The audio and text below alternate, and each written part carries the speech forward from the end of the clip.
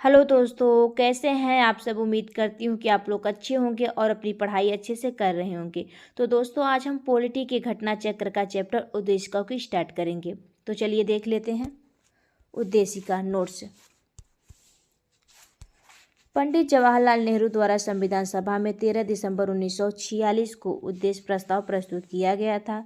22 जनवरी 1947 को उद्देश्य प्रस्ताव को संविधान सभा द्वारा अंगीकृत किया गया। उद्देश्य प्रस्ताव को ही परिवर्तित करके संविधान की प्रस्तावना या उद्देशिका बनाई गई। 42वें संविधान संशोधन अधिनियम 1976 द्वारा उद्देश्य में समाजवादी पंथ निरपेक्ष और अखंडता शब्द जोड़े गए। भारतीय संविधान की उद्देशिका ने भारत को संपूर्ण प्रभुत्व संपन्न समाजवादी पंथ निरपेक्ष लोकतांत्रिक गणराज्य के रूप में घोषित किया है। संविधान की उद्देशिका अपने नागरिकों को 3 प्रकार के न्याय, समाजवादी, आर्थिक एवं राजनैतिक सुनिश्चित करती है। उद्देशिका संविधान के विधिक निर्वचन में सहायक है। सर अल्लादी कृष्ण स्वामी अय्यर के अनुसार उद्देशिका हमारे सपनों और विचारों को प्रतिनिधित्व करती है। के.एम. मुंशी के अनुसार उद्देशिका हमारे प्रभुत्व संपन्न लोकतांत्रिक गणराज्य की जन्म कुंडली है।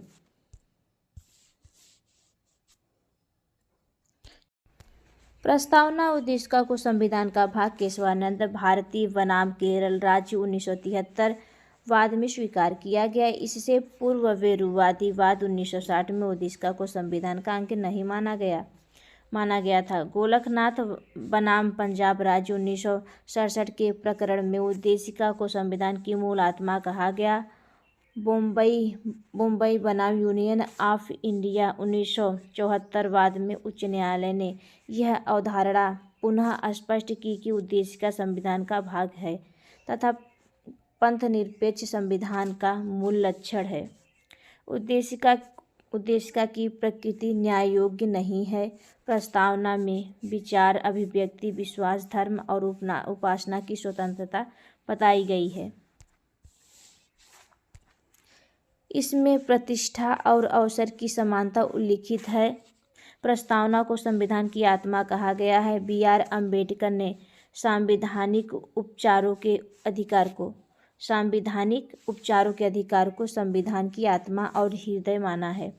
के.एम. मुंशी ने उद्देशिका को राजनीतिक जन्मपत्री कहा है। सुभाष कश्यप ने कहा है कि संविधान शरीर है तो प्रस्तावना उसकी आत्मा है। प्रस्तावना आधारशिला है तो संविधान उस पर खड़ी अट्टालिका। बी.आर. अम्बेडकर ने संविधान को एक पवित्र दस्तावेज कहा है। प्रश्न कोश को देख लेते हैं।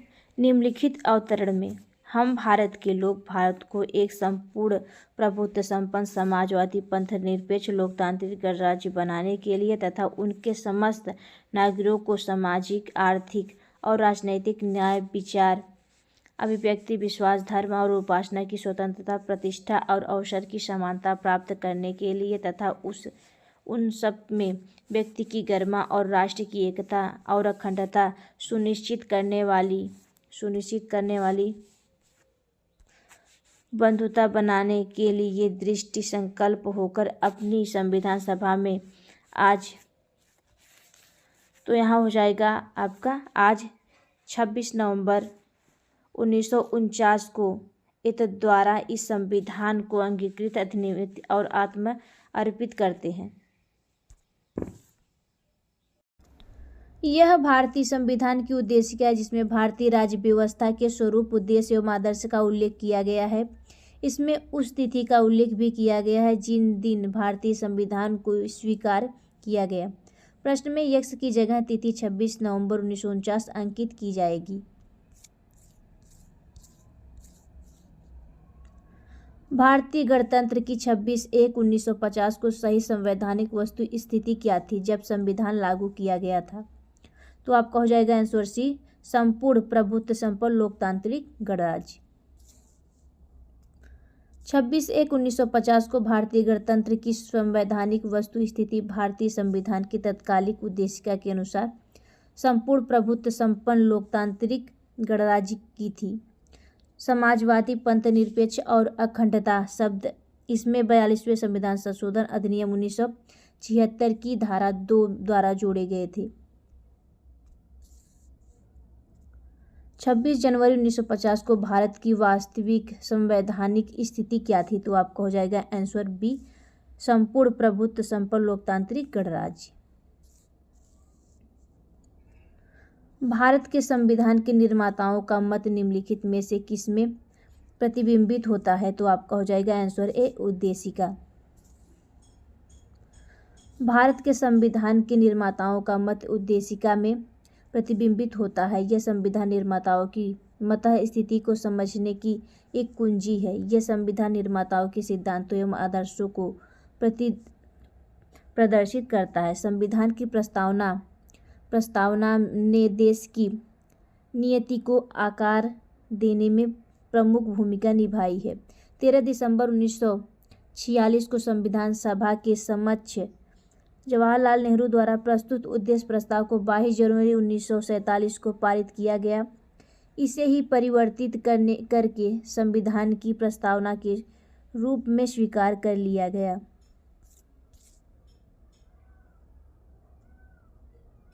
भारत के संविधान की प्रस्तावना में कितने प्रकार के न्याय, स्वतंत्रता, समानता एवं भ्रातृत्व का उसी क्रम में उल्लेख किया गया है? तो आपका हो जाएगा आंसर ए, 3, 5, 2, 1। भारत के संविधान की प्रस्तावना में 3 प्रकार के न्याय, 5 प्रकार की स्वतंत्रता, 2 प्रकार की समानता एवं 1 प्रकार के भ्रातृत्व का उल्लेख किया गया है। भारतीय संविधान की प्रस्तावना के सिलसिले में निम्नलिखित में कौन सा क्रम सही है? तो आपका चलिए इसे आंसर के माध्यम से देखते हैं। प्रश्न में दिए गए शब्द भारतीय संविधान की प्रस्तावना में वर्णित किए गए हैं। ये भारतीय राज्य व्यवस्था के स्वरूप का वर्णन करते हैं। इसमें से समाजवादी और पंथनिरपेक्ष शब्द मूल संविधान में नहीं थे। इन्हें 42वें संविधान संशोधन द्वारा जोड़े गए हैं। जोड़े जाने के पश्चात संविधान में इन शब्दों का निर्धारित क्रम है: सार्वभौम, सत्ता संपन्न, समाजवादी, पंथनिरपेक्ष, लोकतांत्रिक गणराज्य। नोट्स: ध्यान रखने योग्य तथ्य है कि संविधान में उल्लिखित शब्द ये हैं: संपूर्ण प्रभुत्व संपन्न, समाजवादी, पंथनिरपेक्ष, लोकतांत्रिक गणराज्य। जनवादी शब्द भारतीय संविधान में उद्देशिका में उल्लिखित नहीं है। यह शब्द चीन के संविधान में उल्लिखित है।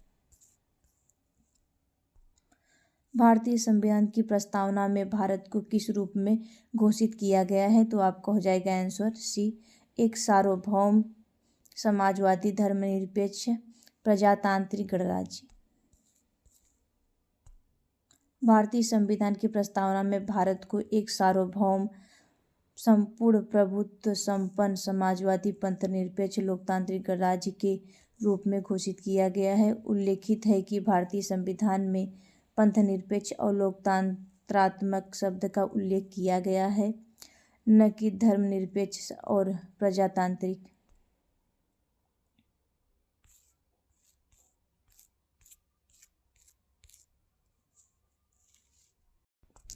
निम्नलिखित शब्दों पर विचार करें। तो आपका हो जाएगा पहला सार्वभौमिक, समाजवादी, धर्मनिरपेक्ष और प्रजातांत्रिक, इसलिए आपका आंसर ये हो जाएगा। भारतीय संविधान की प्रस्तावना में समाजवादी शब्द किस संशोधन के तहत जोड़ा गया? तो आपका हो जाएगा आंसर ए, 42वां संविधान संशोधन। 42वें संविधान संशोधन अधिनियम 1976 द्वारा भारतीय संविधान की प्रस्तावना में समाजवादी, पंथनिरपेक्ष और अखंडता शब्द को जोड़े गए। निम्नलिखित में से कौन सा 42वें संविधान संशोधन के माध्यम से भारत के संविधान की प्रस्तावना में जोड़ा गया था? तो आपका हो जाएगा आंसर सी, समाजवादी, पंथनिरपेक्ष। भारतीय संविधान की प्रस्तावना में धर्मनिरपेक्ष व समाजवादी शब्द जोड़े गए, तो आपको हो जाएगा आंसर सी, 42वें संविधान संशोधन द्वारा। निम्नलिखित में से कौन भारत को धर्मनिरपेक्ष राज्य वर्णित करता है? धर्मनिरपेक्ष राज्य वर्णित करता है, तो आपका हो जाएगा आंसर बी, संविधान की प्रस्तावना। संविधान की प्रस्तावना के तहत भारत को पंथ निरपेक्ष राज्य वर्णित किया गया है। यह शब्द संविधान के 42वें संविधान संशोधन अधिनियम 1976 से जोड़ा गया है। निम्नलिखित शब्दों में से कौन सा शब्द सन 1975 में भारतीय संविधान की प्रस्तावना में सम्मिलित नहीं था? तो आपका हो जाएगा आंसर डी, अखंडता।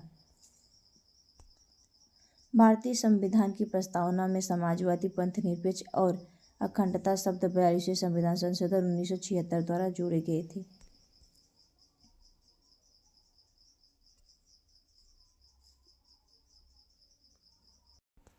निम्नलिखित शब्दों में से कौन से शब्द 42वें संवैधानिक संशोधन द्वारा प्रस्ताव में जोड़े गए हैं? तो आपका हो जाएगा समाजवाद, पंथ निरपेक्षता। इसलिए आंसर आपका बी हो जाएगा। संविधान की उद्देशिका के संबंध में निम्नलिखित कथनों पर विचार करिए और दिए गए कूट की सहायता से बताइए कि इनमें से कौन सही है।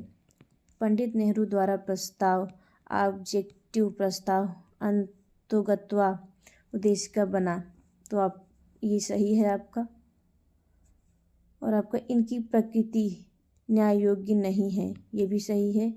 इसका संशोधन नहीं किया जा सकता, ये गलत है। संविधान के विशिष्ट प्रावधानों को यह रद्द नहीं कर सकता, ये भी सही है। इसलिए आंसर आपका बी हो जाएगा।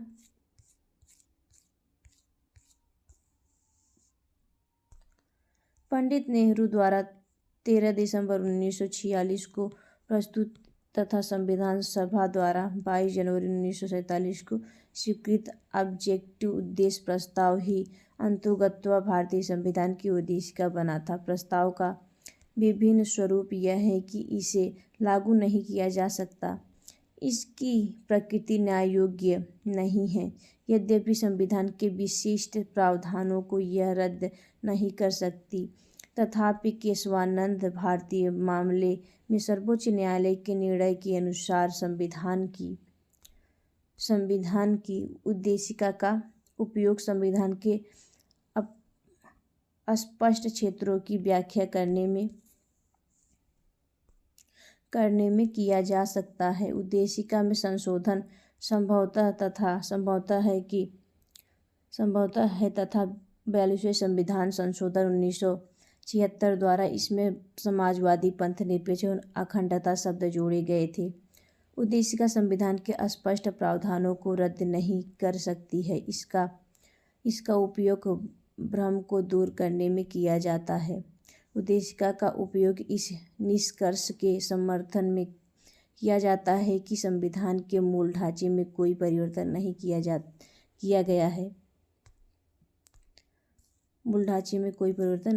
गया है। संविधान की प्रस्तावना के विधिक स्वरूप क्या है? तो आपका हो जाएगा आंसर बी, यह लागू नहीं किया जा सकता। भारतीय संविधान की उद्देशिका में संशोधन किया गया था, तो आपको हो जाएगा आंसर सी, 42वें संविधान संशोधन। समाजवादी द्वारा उद्देशिका में जोड़ा गया, तो आपका हो जाएगा आंसर ए, 42वें संविधान संशोधन द्वारा।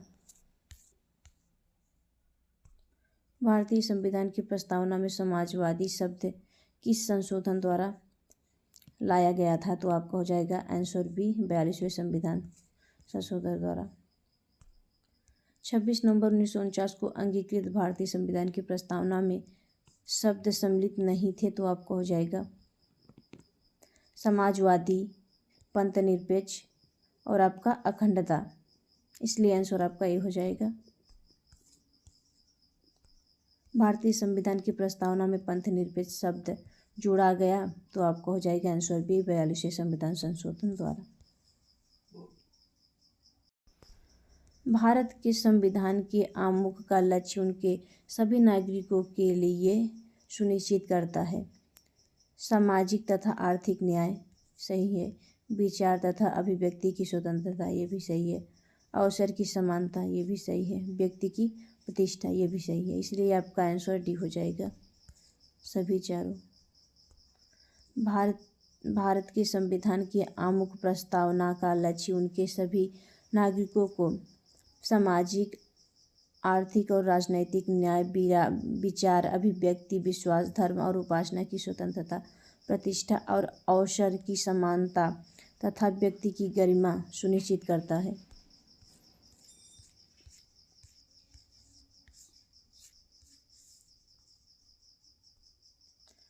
नीचे दो कथन दिए गए हैं, जिनमें से एक को कथन ए तथा दूसरे को कारण आर कहा गया है।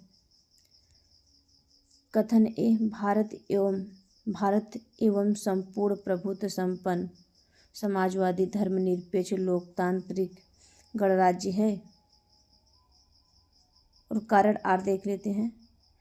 इसे 42वें संविधान संशोधन 1976 द्वारा संपूर्ण प्रभुत्व संपन्न लोकतांत्रिक गणराज्य के स्थान पर प्रतिस्थापित किया गया।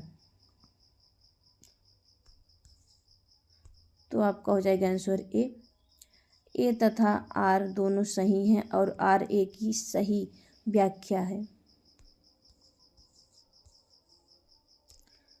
भारतीय संविधान की प्रस्तावना के अनुसार भारत एक संपूर्ण प्रभुत्व संपन्न समाजवादी पंथनिरपेक्ष लोकतांत्रिक गणराज्य है। 42वें संविधान संशोधन द्वारा भारतीय संविधान की प्रस्तावना में समाजवादी, पंथनिरपेक्ष और अखंडता शब्द जोड़े गए। भारत में लौकिक सार्वभौमिकता है क्योंकि संविधान की प्रस्तावना आरंभ होती है। तो आपका हो जाएगा आंसर डी, हम भारत के लोग शब्द से। भारतीय संविधान की प्रस्तावना हम भारत के लोग शब्द में शुरू होती है, अतः भारत में लौकिक सार्वभौमिकता है। इनका अर्थ है जनता सर्वशक्तिमान है और किसी बाह्य सत्ता के अधीन नहीं है। हम भारत के लोग शब्द का प्रयोग भारतीय संविधान में कहाँ किया गया है? तो आपका हो जाएगा आंसर डी, संविधान की प्रस्तावना। सभी व्यक्ति पूर्णतः और समान रूप से मानव है, यह सिद्धांत जाना जाता है। तो आपको हो जाएगा आंसर ए, सार्वभौमिकता। सभी व्यक्ति पूर्णतः और समान रूप से मानव है, यह सिद्धांत सार्वभौमिकतावाद के नाम से जाना जाता है। इस सिद्धांत के अनुसार सभी व्यक्ति को उनके मानव अधिकार समान रूप से बिना किसी विभेद के उपलब्ध होने चाहिए। भारत के संदर्भ में निम्नलिखित में से कौन धर्मनिरपेक्ष शब्द का सही भाव व्यक्त करता है? तो आपको हो जाएगा आंसर डी, भारत में राज्य का कोई धर्म नहीं है। भारत के पंथनिरपेक्ष धर्मनिरपेक्ष राज्य होने का सही भाव यह है कि भारत में राज्य का कोई धर्म नहीं है। तदनुसार सभी धर्मों को राज्य द्वारा समान प्रश्रय अपेक्षित है। निम्नलिखित में से कौन सा शब्द भारतीय संविधान की प्रस्तावना में उल्लिखित नहीं है? तो आपको हो जाएगा आंसर डी, संघीय।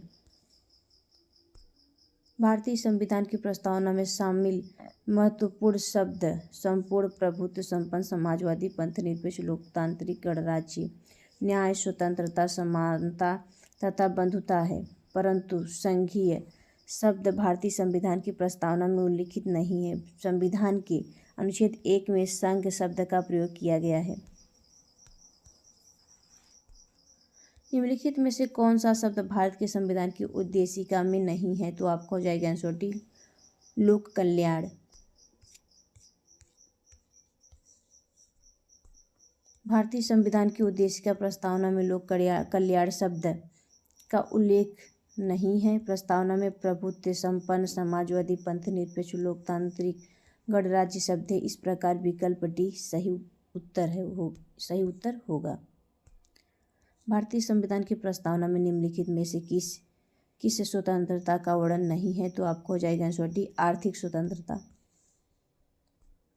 भारतीय संविधान की प्रस्तावना में सामाजिक, आर्थिक और राजनीतिक न्याय, विचार अभिव्यक्ति, विचार प्रकट करने, विश्वास, धर्म और उपासना की स्वतंत्रता तथा प्रतिष्ठा और अवसर की समानता का वर्णन तो है, परंतु आर्थिक स्वतंत्रता का इनमें उल्लेख नहीं है। निम्नलिखित में से कौन भारतीय संविधान की प्रस्तावना में उल्लिखित नहीं है? तो आपको हो जाएगा आंसर डी, धार्मिक न्याय।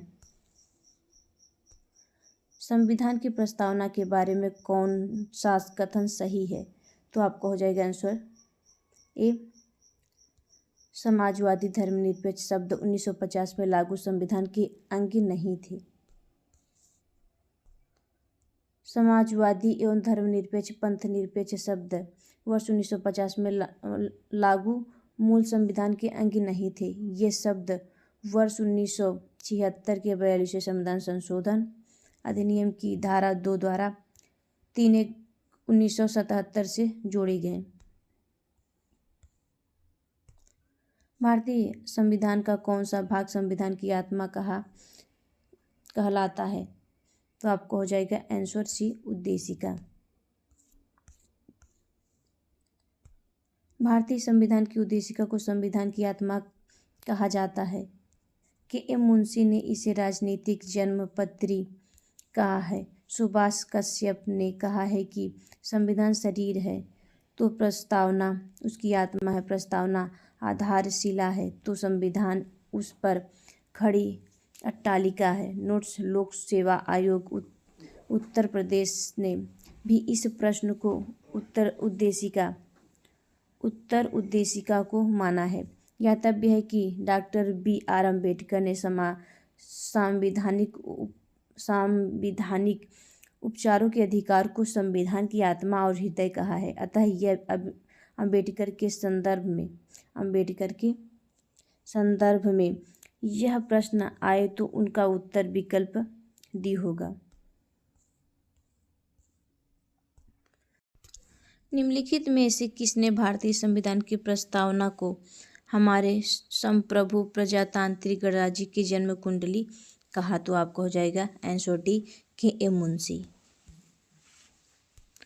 के.एम. मुंशी ने भारतीय संविधान की प्रस्तावना को हमारे संप्रभु प्रजातांत्रिक गणराज्य की जन्म कुंडली कहा। संविधान को एक पवित्र दस्तावेज किसने कहा है? तो आपको हो जाएगा answer A, B R. Ambedkar. B R. Ambedkar ने भारतीय संविधान को एक पवित्र दस्तावेज कहा है। 29 अगस्त 1947 को संविधान सभा में बी.आर. अम्बेडकर की अध्यक्षता में 7 सदस्यीय प्रारूप समिति का गठन किया था। किस वाद के फैसले में सर्वोच्च न्यायालय ने सर्वप्रथम घोषित किया कि उद्देशिका संविधान का हिस्सा नहीं है?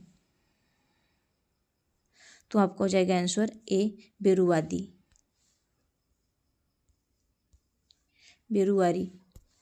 बेरुवारी यूनियन के बाद 1960 में सर्वोच्च न्यायालय ने सर्वप्रथम घोषित किया कि उद्देशिका प्रस्तावना संविधान का अंग नहीं है। केशवानंद भारतीय बनाम केरल राज्य के बाद 1973 में सर्वोच्च न्यायालय ने उपयुक्त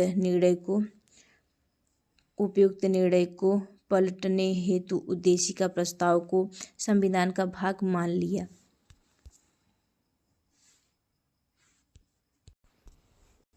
निम्नलिखित में से किस वाद में उच्च न्यायालय ने धारणा प्रस्तुत की कि उद्देशिका संविधान का भाग है? तो चलिए आगे देख लेते हैं। आंसर सी, बॉम्बई बनाम यूनियन ऑफ इंडिया।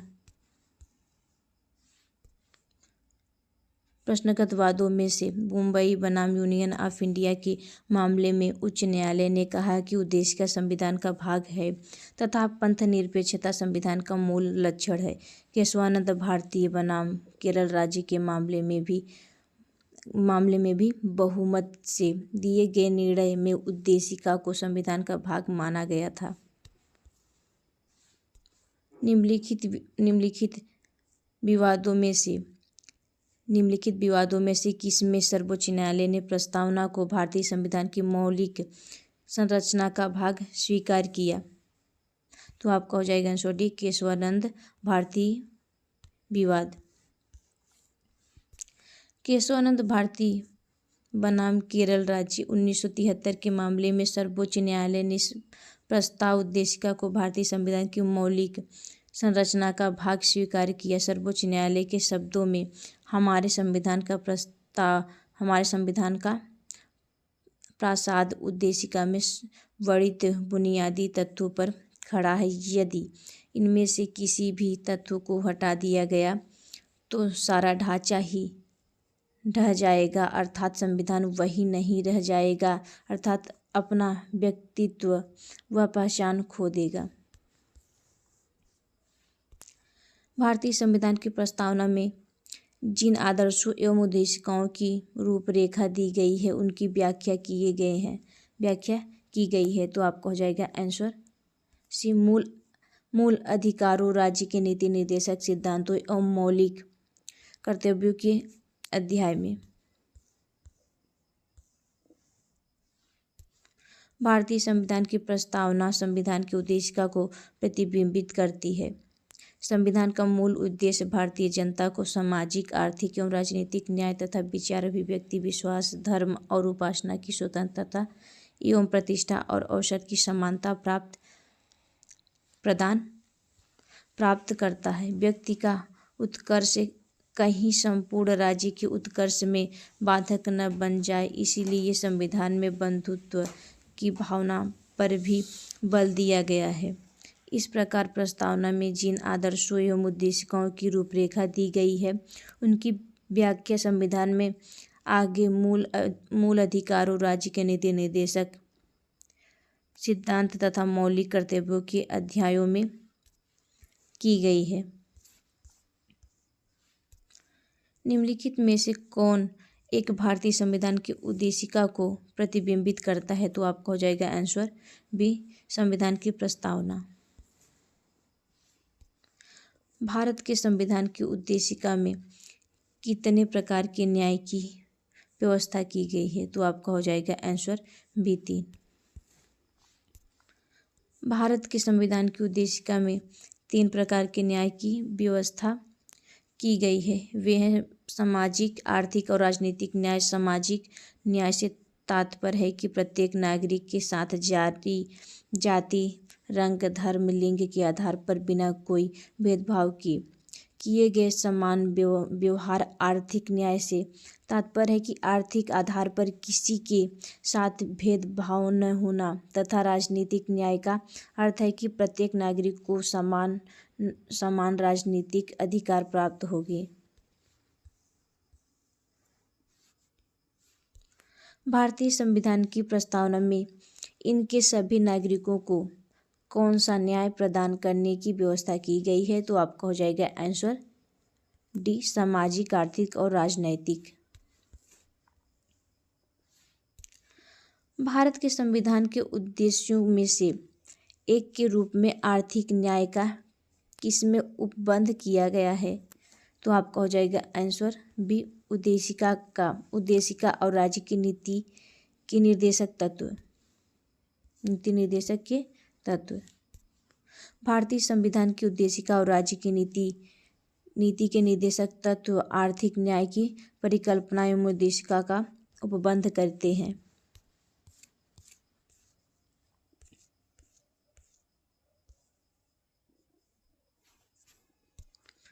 भारत के संविधान की उद्देशिका, तो आपका हो जाएगा आंसर डी, संविधान का भाग है किंतु उनके अन्य भागों से स्वतंत्र होकर उनका कोई विधिक प्रभाव नहीं है।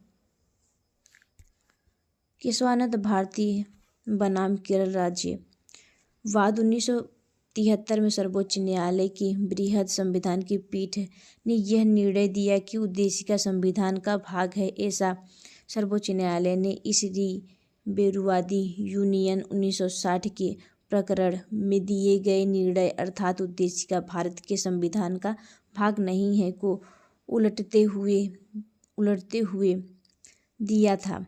इस प्रकार यद्यपि उद्देशिका संविधान का भाग है तथा संविधान के अन्य भागों के निर्वचन में इनकी सहायता ली जा सकती है, किंतु संविधान के अन्य भागों में स्वतंत्र होकर उद्देशिका का कोई विधिक प्रभाव नहीं है। संविधान में दिया गया आमुख। इसे उत्तर के माध्यम से समझते हैं। भारतीय संविधान के आमुख को ही उद्देशिका कहा गया है। प्रश्न में उद्देशिका संबंधित सभी चारों कथन सत्य है, परंतु किसी भी विकल्प में सभी कथन सम्मिलित नहीं है। यह भी ध्यातव्य है कि कोई भी विकल्प अन्य नहीं है, अर्थात किसी भी विकल्प में केवल विशेषण स्रोत पर नहीं लगा है। इसीलिए हम उस विकल्प का चयन कर सकते हैं जिनमें अधिकतम कथन शामिल किए गए हैं। इस दृष्टि से विकल्प सी तथा डी समान रूप से चयन किए जाने योग्य हैं। निम्नलिखित में से कौन सही है? तो आपका हो जाएगा आंसर सी, सामाजिक समानता संविधान में प्रत्याभूत। सामाजिक समानता संविधान में प्रत्याभूत। संविधान के अनुच्छेद 14 और 18 के तहत प्रदत्त समता के अधिकार के विभिन्न प्रावधानों के तहत सामाजिक समानता प्रत्याभूत की गई है। संविधान की प्रस्तावना में भी सामाजिक न्याय प्राप्त करने की बात कही गई है। आज के लिए इतना ही, मिलते हैं नेक्स्ट क्लास में, तब तक के लिए